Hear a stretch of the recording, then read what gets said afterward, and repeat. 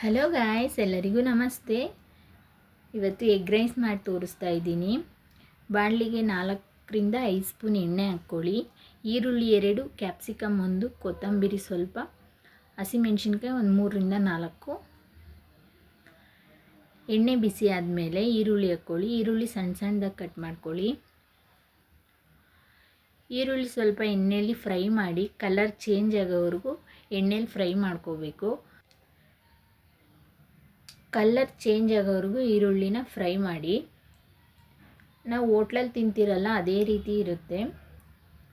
ಶುಂಠಿ ಬೆಳ್ಳುಳ್ಳಿ ಪೇಸ್ಟ್ ಹಾಕ್ಕೊಳ್ಳಿ. ಶುಂಠಿ ಬೆಳ್ಳುಳ್ಳಿ ಪೇಸ್ಟು ನಾನು ಶುಂಠಿ ಸ್ವಲ್ಪ ಜಾಸ್ತಿ ಹಾಕಿ ಬೆಳ್ಳುಳ್ಳಿ ಕಮ್ಮಿ ಹಾಕಿದ್ದೀನಿ. ಅಂದರೆ ನಾವು ನಾರ್ಮಲಾಗಿ ಬೆಳ್ಳುಳ್ಳಿ ಜಾಸ್ತಿ ಹಾಕಿ ಶುಂಠಿ ಕಮ್ಮಿ ಹಾಕ್ತೀರಿ.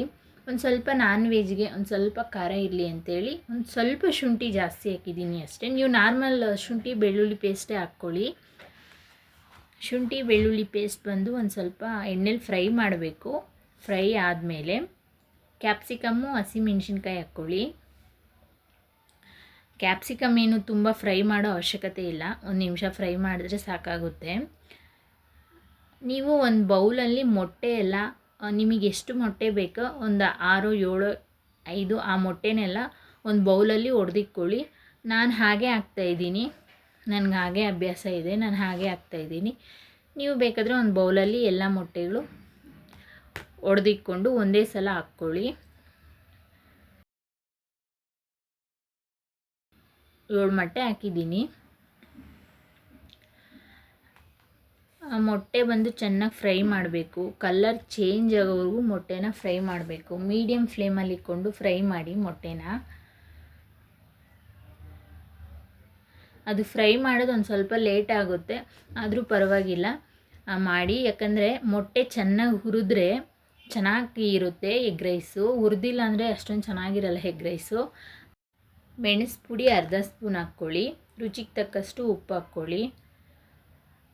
ಮೊಟ್ಟೆ ಅರ್ಧ ಹುರಿದ ಮೇಲೆ ಇದನ್ನೆಲ್ಲ ಸೇರಿಸ್ಕೊಳ್ಳಿ. ಆಮೇಲೆ ಮತ್ತೆ ಚೆನ್ನಾಗಿ ಹುರಿಬೇಕಾಗುತ್ತೆ ಮೊಟ್ಟೆನ.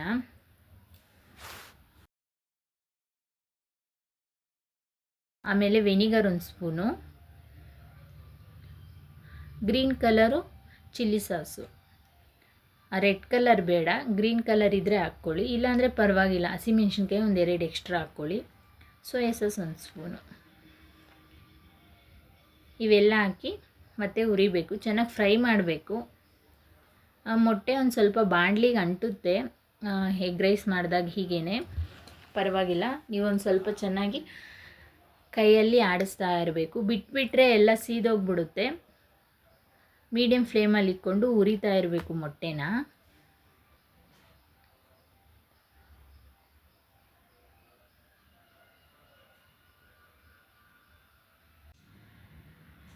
ಈ ಕಲರ್ ಬಂದರೆ ರೆಡಿಯಾಗಿದೆ.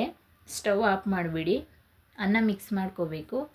ಆ ಅನ್ನ ಬಂದು ಬುಲೆಟ್ ರೈಸ್ ಯೂಸ್ ಮಾಡಿದ್ದೀನಿ ನಾನು. ಆ ಅನ್ನನ ತುಂಬ ಬೇಯಿಸಬಾರ್ದು, ಒಂದು ಸ್ವಲ್ಪ ಉದುರುದ್ರಾಗಿರಬೇಕು. ಫ್ರೈಡ್ ರೈಸ್ಗೆ ತುಂಬ ಅನ್ನ ಮೆತ್ತಗಿದ್ರೆ ಅಷ್ಟೊಂದು ಚೆನ್ನಾಗಿರಲ್ಲ. ಟೇಸ್ಟು ಅಷ್ಟೇ, ನಾವು ಹೋಟ್ಲಲ್ಲಿ ತಿಂತೀರಲ್ಲ ಅದೇ ರೀತಿ ಬರುತ್ತೆ. ನೀವು ಒಂದು ಸಲ ಟ್ರೈ ಮಾಡಿ ನೋಡಿ. ಸ್ಟವ್ ಆಫ್ ಮಾಡಿದ್ಮೇಲೆ ಕೊತ್ತಂಬರಿ ಸೊಪ್ಪು ಹಾಕ್ಕೊಳ್ಳಿ. ಕೊತ್ತಂಬರಿ ಸೊಪ್ಪು ಹಾಕಿದ್ಮೇಲೆ ಮತ್ತೆ ಮಿಕ್ಸ್ ಮಾಡಿ, ಮತ್ತು ಸ್ಟವ್ ಒಂದು 30 ಸೆಕೆಂಡು ಆನ್ ಮಾಡ್ಕೊಳ್ಳಿ. ನಿಧಾನಕ್ಕೆ ಅನ್ನನ ಮಿಕ್ಸ್ ಮಾಡಬೇಕು.